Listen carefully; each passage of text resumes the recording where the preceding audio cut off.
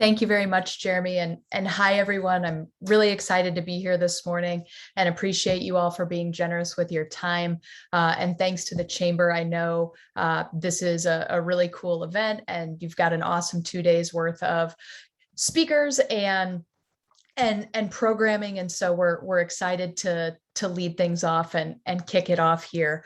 Like Jeremy said, my company Simple Machines works with B2B manufacturing, technology, and professional services companies, helping them bring process, technology, and automation to their marketing departments and lead generation activities. And you know that feeling when you finally land that big client that you've been chasing for what feels like years, or when you finally ink that contract with someone, knowing that you beat out some really good competition.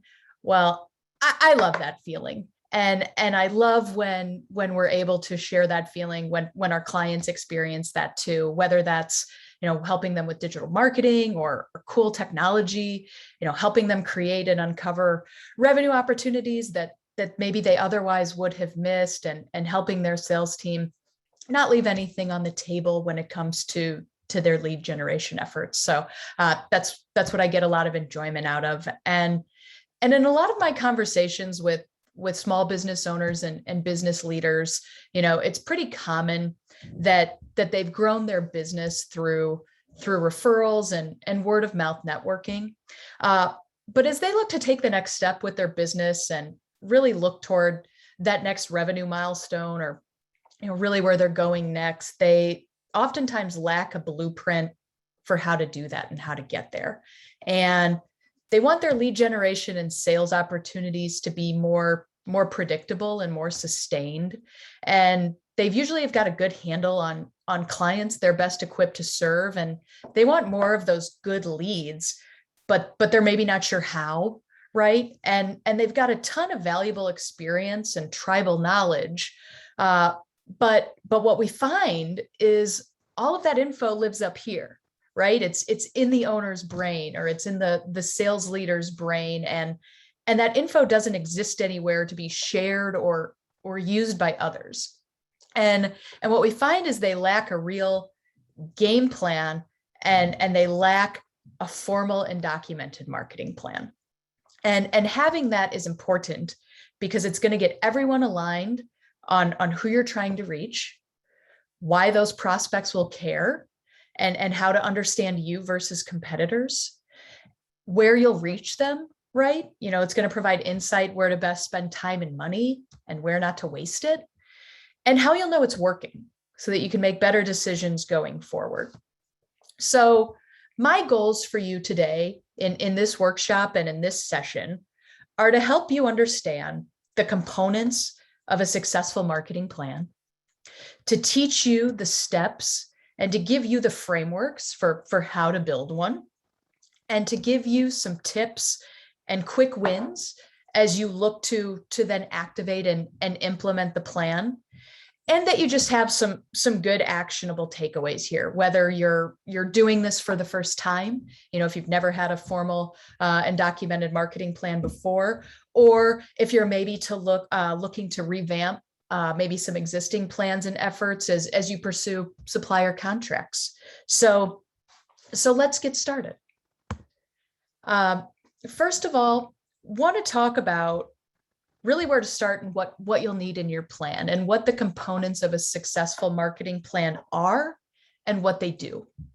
So if we've got any fishermen on the line here, pun intended, you know that on any given day, you can head out to the water, toss a line with a worm on it, and hope for the best, right? You might catch something, you might not. And if you do, great, right? You were hoping to, but there was no guarantee, right? And while there aren't any guarantees, you know that if you know what you want to catch, and you know what bait is most likely to attract them, and you know where they hang out, and you've got the right gear and equipment, and you know what conditions are favorable, that's going to put you in a much better position to succeed. and to make your success more repeatable, right? So a successful marketing plan is going to answer these questions. Who are we trying to reach? That's our intended audience, our desired account, our target decision maker. Why will they care? Meaning, how will we communicate that we are a good option? How will we reach them, right? How can we get these folks' attention?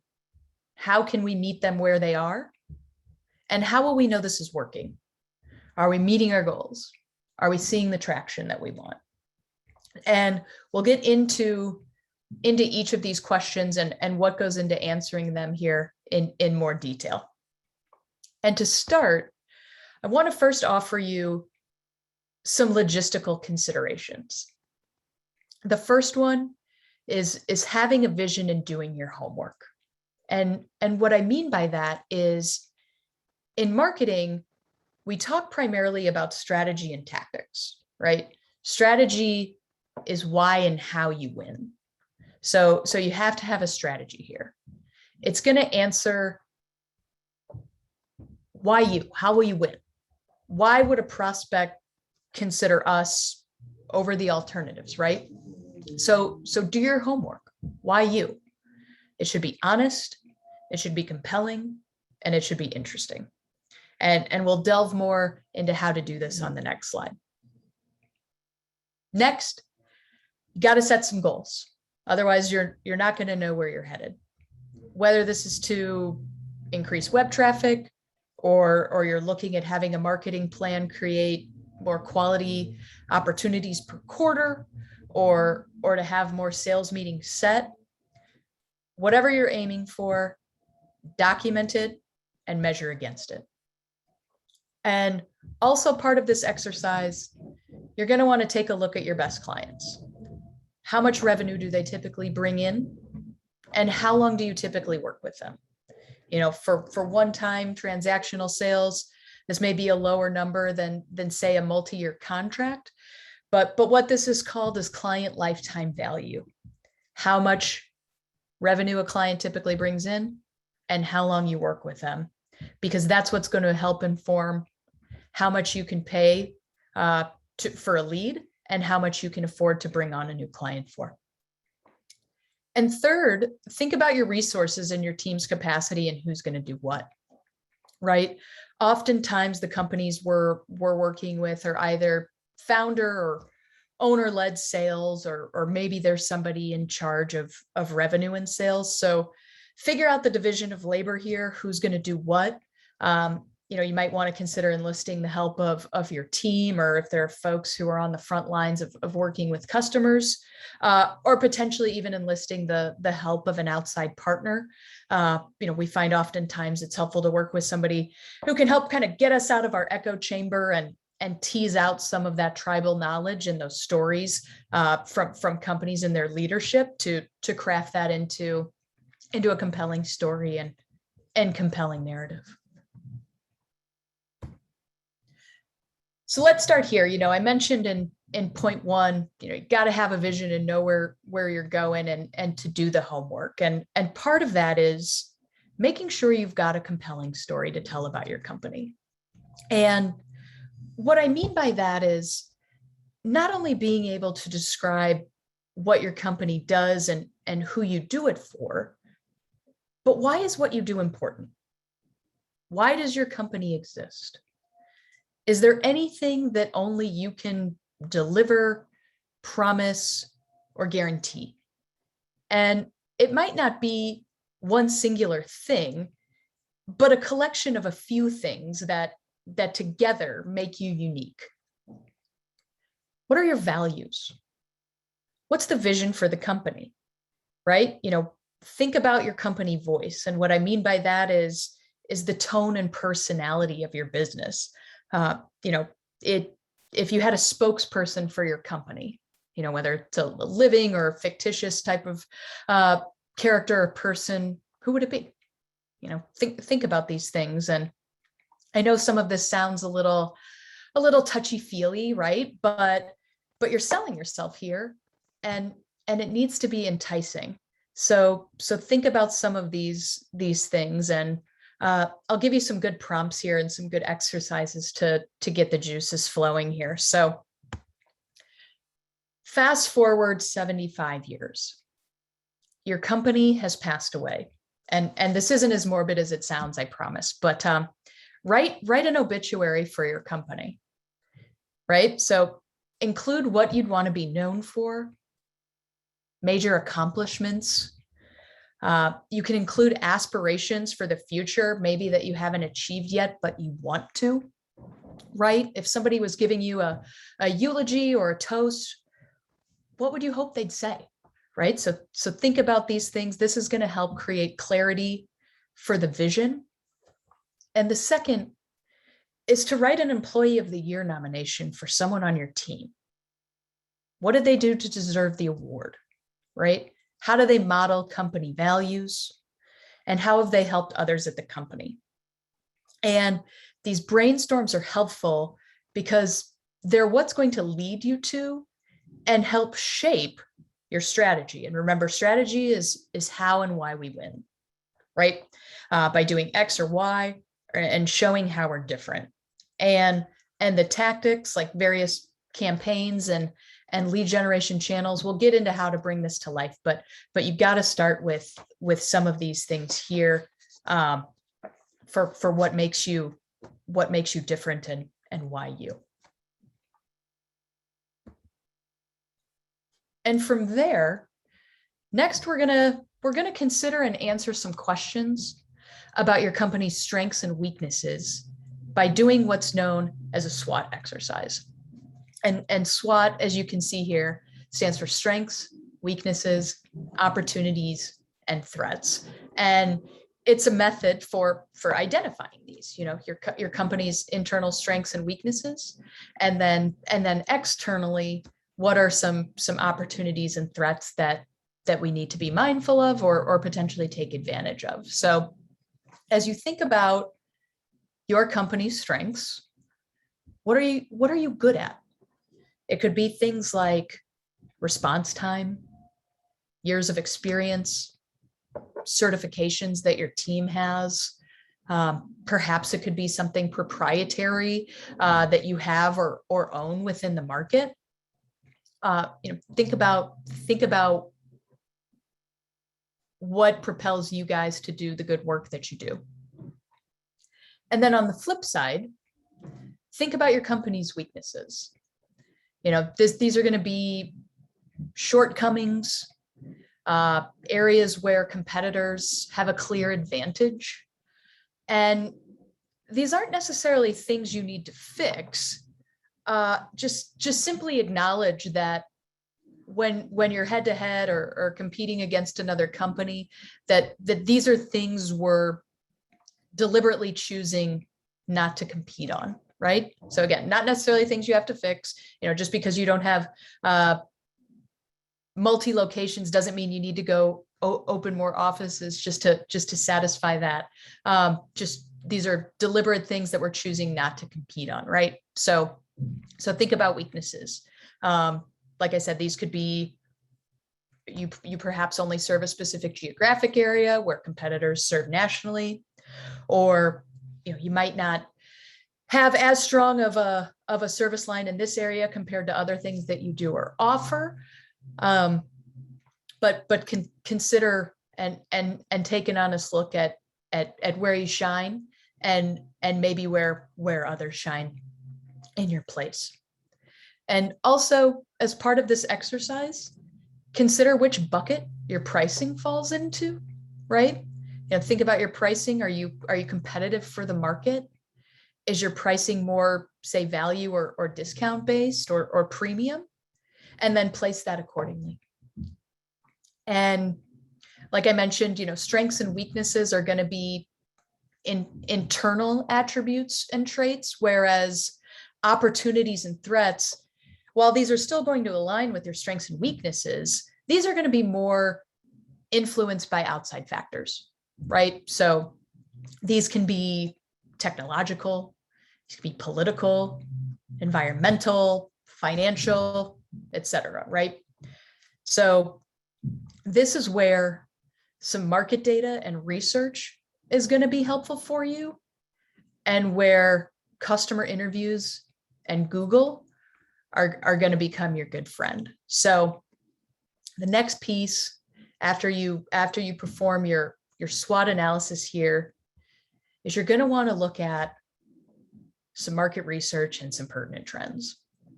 And you'll want to start this by interviewing or surveying some of your best customers. I would say try to schedule time with them. If this is an opportunity where you can do this over lunch or get together in person, even better. You're going to want to talk with them about why they work with you, right? What are their feelings and attitudes? And that's going to give you an opportunity to better understand that. And also you can ask them, when they were looking for your solution, what were they considering? What were maybe alternatives they were shopping, or how were they doing things before? Were there any places that they turned to for information? Who else may have been involved in their process or decision making? And then ask why they continue to work with you. What compels them to write that check every month or every year? And what would maybe be a reason why they'd stop? Why would they raise their hand and say, hey, maybe this isn't working out? And once you complete your interviews, I would say take a look through your notes and check for any patterns or consistent talking points. From our experience, if you see something come up at least 3 times, you've got a good nugget there. We always say once is an instance, twice is a coincidence, 3 times is a trend. So see what you're working with there in your customer notes. And then next, what you're going to want to do is turn to secondary market research. So this is primary market research, and it's called primary because that's coming, straight from the horse's mouth. But secondary research is going to be the investigating the news, trends, and relevant data points you come across from secondary research, from articles and from Google. And this is going to be as simple as searching, your industry plus trends and going from there.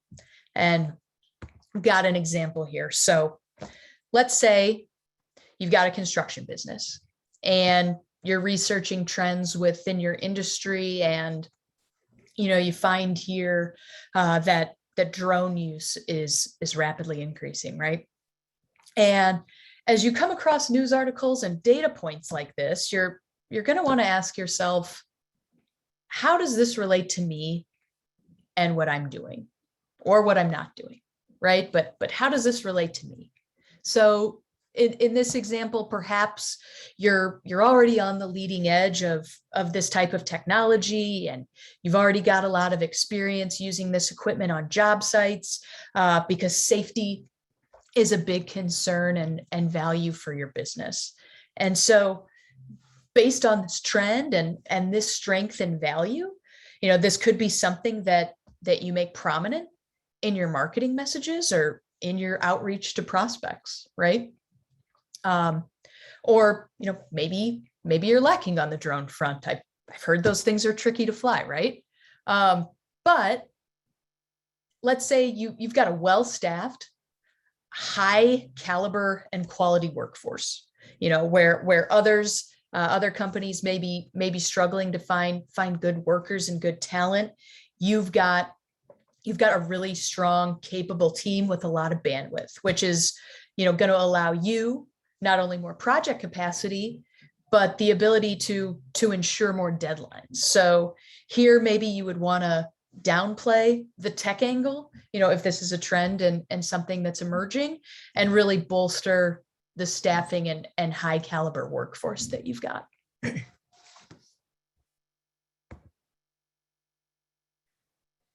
Next must-have of your marketing plan is going to be competitive research. knowing and understanding your competitors is going to help you identify gaps in the market. What are competitors touting?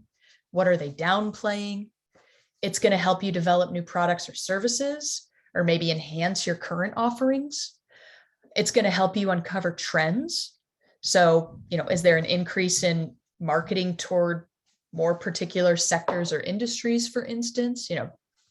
Looking at trends, hey, drone usage on job sites is on the rise to ensure safety. Hey, maybe that's something that we need to jump on.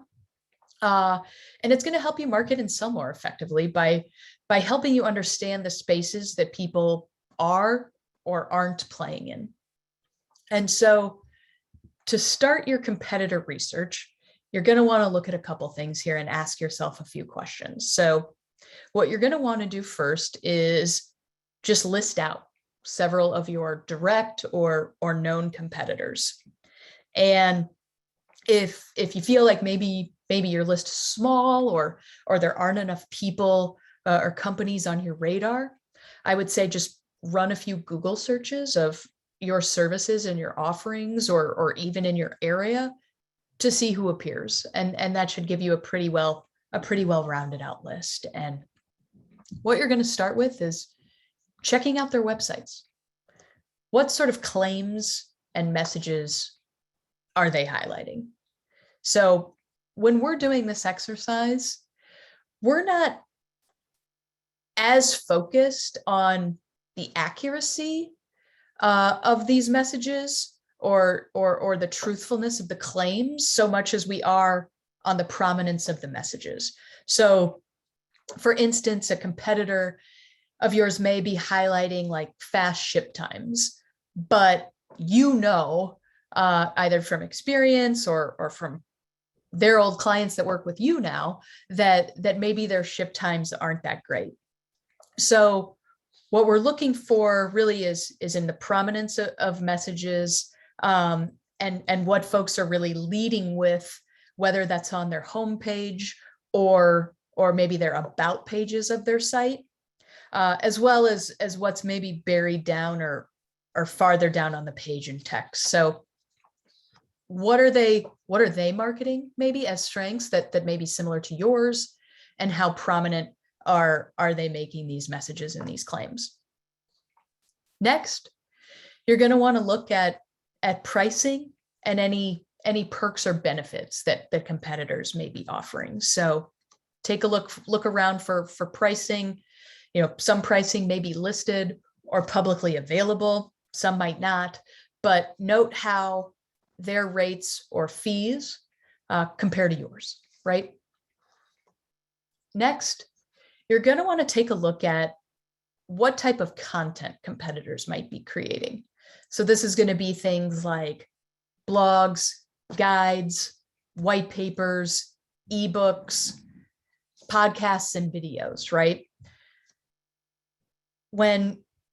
Not only are they creating these things, is this stuff being shared? Is it appearing on any other sort of website that may be linking back to them? Right? When you run a Google search for the company name, is there any recent news or press releases that appear? So take a look at content, what they're creating, and if and where it's being shared. And then you're going to want to take a look at what channels and tactics are they using. So when you search or look at their site, do they appear in search results for relevant key phrases? Are their blog and social media channels active? Do they have an active presence? Does their website list any recent events or news? And have you noticed, or have they made available any sort of larger traditional advertising, like say print, radio, or TV? And finally, you're going to want to take a look at what technology even that they may be using to potentially automate or streamline their efforts. And there are some tools that I can share in the slides and in the notes here that can tell you what sort of technology is powering a competitor's website, whether they're using any sort of mass email or web chat functionality, and even what type of CRM they might be using. And so on this slide here, I just put together a really straightforward chart for how to organize this info. So you've got the competitor listed here on the left, and across the top, just known marketing channels, or just ones that you may be interested in pursuing. So you've got search optimization, bunch of social media, news, testimonials, paid advertising, and then really just a simple yes, no checkbox that indicates whether they're actively engaged in a tactic, as well as denoting any sort of social audience or influence in terms of numbers, to get a sense of how many subscribers or followers for attention that they currently enjoy. So this is just a really easy way to plot all this out and keep it organized. Okay, so once we've got our strengths laid out and our competitors defined, remember, like I said, as we're doing our competitive research, we want to take a look at what sort of messages and claims are our competitors making and how prominent they are, and how does that relate to our strengths. So what we do here is what's called a gap analysis. And this is going to be the next must-have of your marketing plan. And this is going to help inform opportunities as well as key marketing messaging themes that you can use in your marketing collateral and communications pieces. And as I'm sure you're familiar with, a gap in the market, right, is a place or area that your competitors aren't serving, and a potentially unmet customer need that your business is equipped to meet, right? So what I've got here is an easy matrix, once again, for laying out competitors and your strengths, and whether or not the competitors are also marketing these sorts of things. You can do a layer on top of this of, degrees of prominence, whether that's just an easy, like strong, moderate, weak, or none. But this is a really good tool for understanding, like, hey, if Alpha Graphics is a competitor of ours, we pride ourselves on quick turnarounds and want to make that a really prominent theme in our messaging and in our marketing. Are they talking about this thing too? Yes. To what degree? Well, maybe they're not playing it up so much, so that could be an opportunity for us, right? So like I said, this is a great tool to organize and visualize this info. And I'll reference this again here in a moment as how we take this info and weave that into marketing messaging and ad copy. All right, moving along here, I want to talk about the buyer persona. So like I mentioned, components of a marketing plan, who are we speaking with and why will they care? So we've done some of the why will we care homework already. And now we want to talk about our story and who we're going to share it with, right? We've got a good story. Now who do we want to tell it to? Who do we hope will listen, right? Our next order of business is going to be create a buyer persona. And a buyer persona is a semi-fictional representation of your ideal client that uses real world data to inform who that person is, okay? So looking at this sample template here, it's going to include things like demographic info, so age, location, title, education level, salary and earnings, as well as psychographic info, which is going to be traits that are going to be related to beliefs, responsibilities, activities, interests, and lifestyle. So what you're going to do is you're going to give your buyer a name and a face and a backstory and what they may be looking for as it relates to services and solutions you provide and how you can address that. So what is this person solving for? What are his decision-making needs? How can we meet them? And what you'll find more often than not is that your business is going to have more than just one persona. Typically when we're working with folks, they're going to have anywhere between really like 1 and 4 maybe. And this is going to be because, maybe there are a number of different markets that you serve. So the buyer over here looks a little different than the folks in this space. Or you may find that you're dealing with different people in the sales and decision-making process. So for instance, you may be selling to CEOs, but find that your first point of contact is an executive assistant or an HR officer. So what you're going to want to do is create distinct personas for each.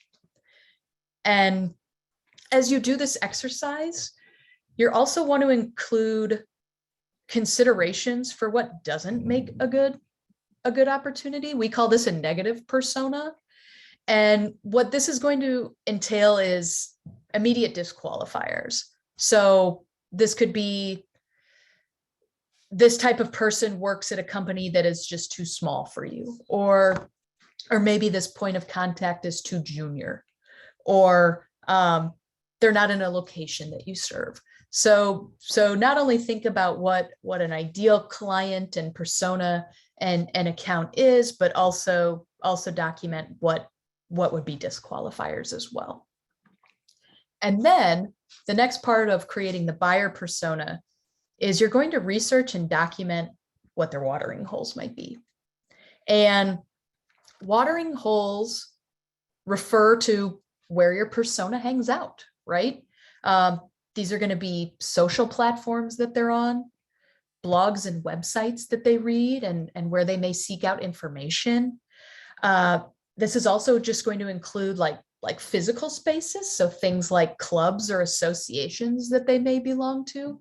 So think about things like BOMA, SHRM, chambers of commerce, and other activities that they might be interested in.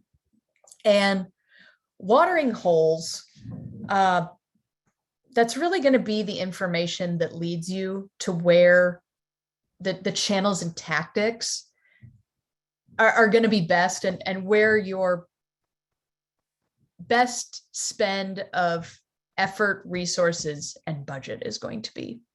And again, I'll share some of the tools that can help you here with some of the media consumption habits that can lead you to where these people may be hanging out and what they may be doing on social media or searching for. But like I said, this is going to be what leads you to where these folks are hanging out, right? So let's say you sell insurance and you find that good prospects and good points of contact for you are small business owners who are active on LinkedIn, who may also be, let's say men of a certain age who are into hobbies like craft beer. They may belong to a country club, and they tend to be married with teenage children. Not only does that give you a bunch of really good ad targeting info, that information is also going to help you shape your creative. So what sort of things you may be saying or visualizing in your marketing communications pieces and advertising, but also can help inform, what type of swag giveaway, you might buy and distribute. So, for instance, in this example, giving something out like golf balls may go farther than, say, a notebook, right? So use watering hole info to lead you to where your prospects are.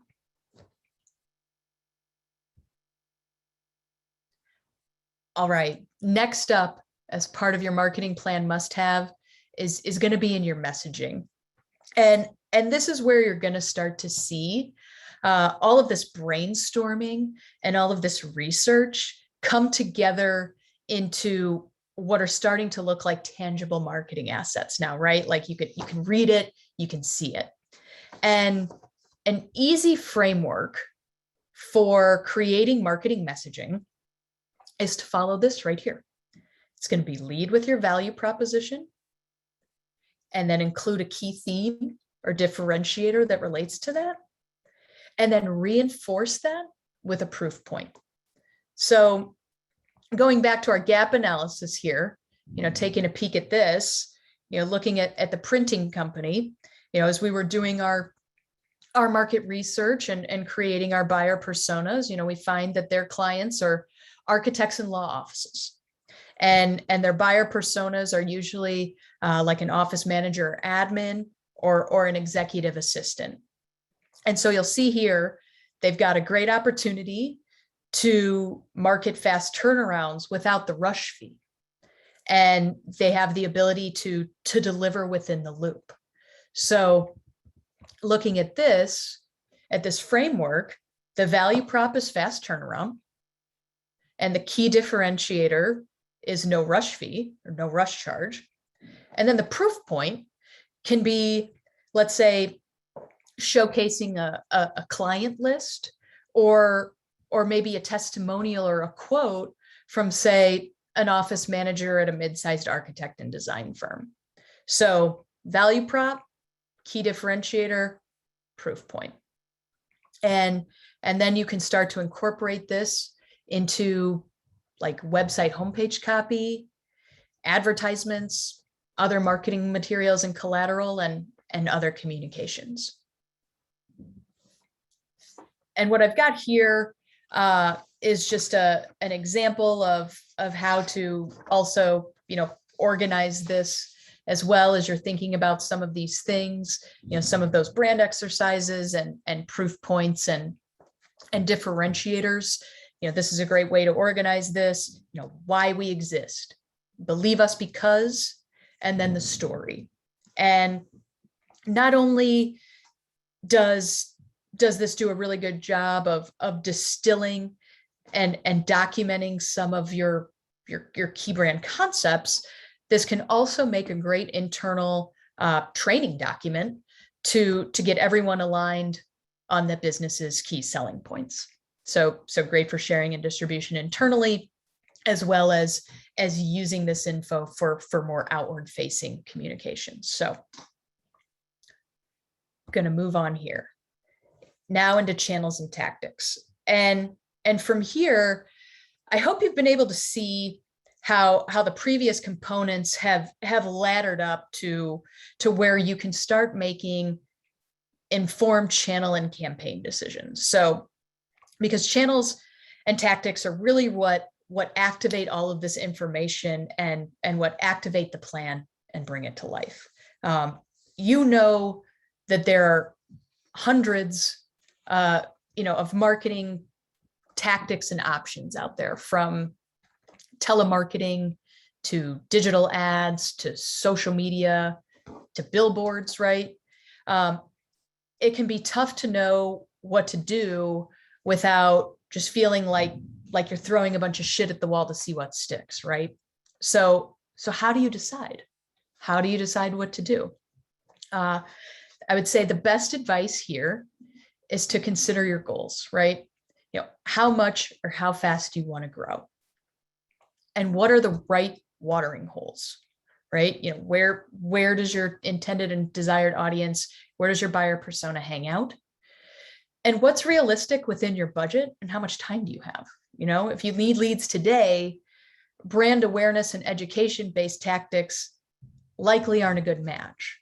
But consider goals, your watering holes, and your budget. If you want to grow fast and you've got a pretty healthy budget, you can start to consider maybe more big ticket or larger spend channels and tactics. So, for instance, going back to like that construction company, let's say you're working with smaller firms who may be spending a lot of time on 294 or on I-80 going from job site to job site. In that instance, maybe billboards do make sense to test out. Those folks are in their car driving versus, say, sitting at a desk at a computer all day. So think about where they're hanging out and where they're going to be.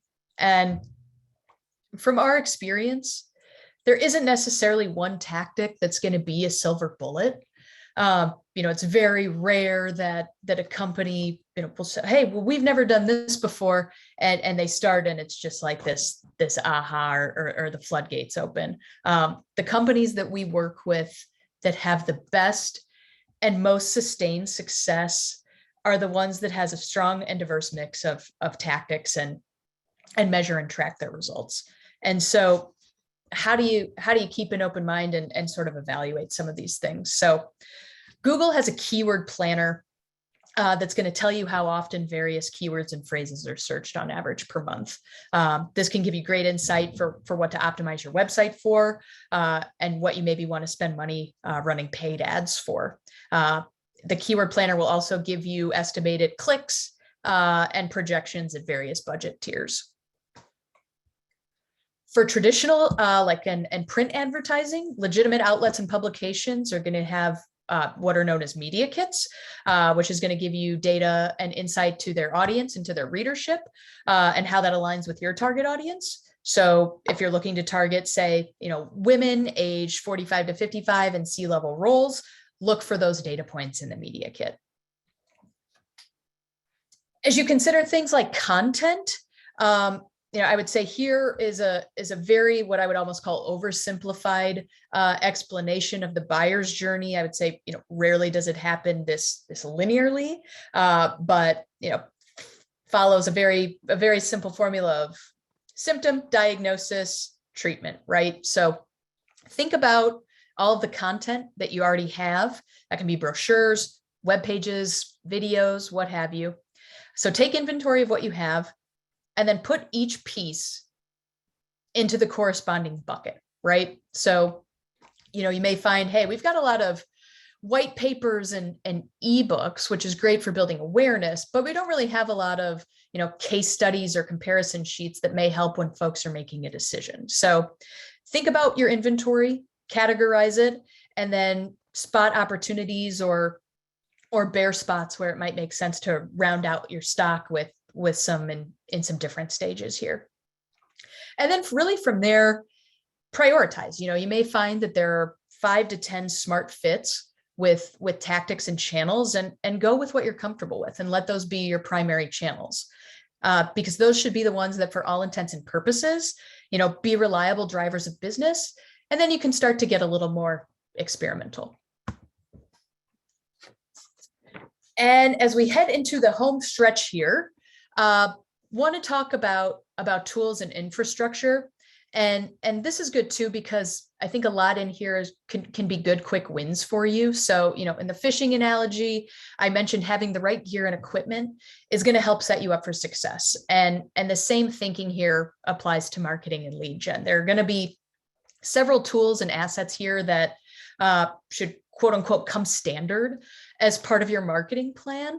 And having these in good working order is going to help you create a really good first impression, give you a strong line of sight to what's working and what's not, and just keep your efforts organized. And the good news here is what I include in here. A lot of this is free and low cost. But let's start with your website. This is probably going to be the biggest ticket item cost-wise in your marketing repertoire. Likely going to be the biggest investment, but this is really going to be the front porch of your business. Your website and digital presence. So this is the curb appeal that's going to entice folks to come in and take a closer look. So I would say this is especially true if you're a business owner who has seen points of contact skew younger, or your decision-making points of contact skew younger. So when a prospective client is doing due diligence on you, they're going to be looking for a few things. So make sure that your website looks sharp, with a modern look and design, and that it's easy to use on mobile, and that content loads fast so that people aren't waiting for the info on the page to appear. And not only is this going to make your website more accessible, this past May, Google made a big update to their algorithm, which is now using mobile and site speed as primary ranking factors. So if you make some updates here, it'll have some fringe benefits as well. You're going to want to claim and unify the look of your social media presence. Make sure you've got current about info, relevant images. And if they've been dormant for a while, this is a great opportunity to showcase things like values, events, cool projects that you're working on, new equipment, and any sort of awards or recognition. And lastly, reach out to your current employees and former employees to ask them to leave a review on employer sites like Glassdoor. This is going to be handy so that prospects can get an idea of what it may be like working with you and what the company does well or maybe needs improvement on. Next, if you don't already have this installed on your website, highly encourage you to install Google Analytics. It's a free tool for your website that can tell you how many visitors you're getting, where they're coming from, what pages they're looking at. So for instance, if you're doing a lot of promotion on, say, social media, you should see your social media traffic increase with those efforts. So it's a great way to tie your reporting back to your goals. And if you want to add another layer to your analytics, there are also several low-cost mouse eye and heat map tracking tools. So where Google Analytics shows you that, hey, visitors are on this page, heat mapping can show you what sort of content on the page they're actually interacting with. So studies show that people tend to read where their mouse or where their cursor is hovering. So if you're testing out new messaging or content types, this type of reporting and tracking can be handy. Next, CRM stands for Customer Relationship Management Software. These are software platforms. Many are free and cheap to use that store all of your lead and customer info, things like name, email, company, birthday, anniversary, last touch point, sales opportunities. This is a great way to centralize all of your important customer and contact data. It can provide business continuity and help make your customer experience better so that anyone on the team who may be servicing a client can see an entire timeline and history of all of that person's interactions with your business. Next, encourage the use of dedicated landing pages and tracking numbers for campaigns. So a landing page, which is typically also known as a lead capture page, is going to be a page within your website that typically you can only navigate to directly from a promotion or an advertisement. And the goal of the page is to convert a visitor into a lead, like on that page at that moment. So make sure your marketing campaigns have dedicated and corresponding landing pages so that you can better understand, hey, are people hearing and seeing these things, and are they navigating to our site to take the next step? Great for digital campaigns. There are also phone tracking platforms that you can use where you can use dedicated numbers that just forward to your main line or to your sales line that can integrate with your analytics tools to log phone calls as well. And finally here, just want to reinforce the notion of reporting and optimization. My guess here is that many of you have tried various marketing initiatives in the past, and maybe you've seen little or mixed results and you aren't sure why. And in my experience, if you try something and it doesn't work, that's okay, at least you know, right? But there's nothing more frustrating than investing time and energy and money into lead generation and marketing efforts and not knowing if it's working or not. Which is why it's imperative that you track and measure what you're doing. So, if you're not going to do that, I would just say you might as well open the windows and throw the money out. And we always say that it's called optimization because it never ends, right? There are always things to be improving, and even when things are going well, there's always an opportunity to test new things and improve cost efficiency. So that's your marketing plan. That's how you build one. Cup of coffee, right? To just summarize and reinforce some of the key concepts here. Who are we talking with? Why will they care? How will we reach them? And how will we know this is working? So first things first, do your homework. Have a story. Have some key differences. Really think about your value proposition. And next is document your tribal knowledge. Get it out of your head and get it down onto paper, and have other people give input in the process too. You may get some really good nuggets. Next is to use the matrices and to use the frameworks that I shared here to organize this data, because it's going to make it easier for you to connect dots and just see and spot the opportunities. And then start with quick wins. What's low-hanging fruit? Is it optimizing the site? Is it claiming our social media social media handles and pages. So start there. And then again, just the constant reinforcement of track, measure, and optimize. And my prompt to you is, as we wind down here, is to consider your own marketing efforts. Are there immediate areas to improve? Any sort of do differentlys or good takeaways that you're excited about. And if you want to chat more or have questions, I am always game to talk about this. Love talking about it. My contact info is there. And like I said, I can make these slides available, as well as all of the supporting resources and frameworks that I mentioned here. I can make those available to you as well. So that is it for me.